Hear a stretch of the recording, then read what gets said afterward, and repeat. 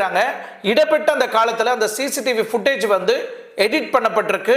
சில பகுதியை வந்து துண்டிக்கப்பட்டிருக்கு, கட் பண்ணி அதை எடிட் பண்ணி மறைக்கப்பட்டிருக்கு அப்படின்னு அந்த குழந்தையோட பேரண்ட்ஸ் வந்து போலீஸ்கிட்ட வந்து ஒரு குற்றச்சாட்டை வைக்கிறாங்க. இன்னொரு சந்தேகம் நம்ம பார்க்கணும்னா, ஜனவரி மாதம் 3ஆம் தேதி அந்த ஸ்கூல் மேனேஜ்மெண்ட் கிட்ட கேட்கும்போது உங்க ஸ்கூலை சுற்றி எத்தனை கேமரா இருக்கு அப்படின்னு கேட்கும்போது 37 கேமரா இருக்கு அப்படின்னு சொல்லிட்டு உறுதி செய்திருந்தாங்க.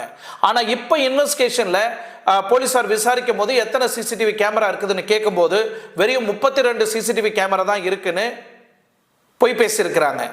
முழுக்க முழுக்க இந்த ஸ்கூல்ல ஏதோ ஒரு மர்மம் நடந்திருக்கு, என் குழந்தைய அடிச்சுதான் கொண்டு இருக்கிறாங்க.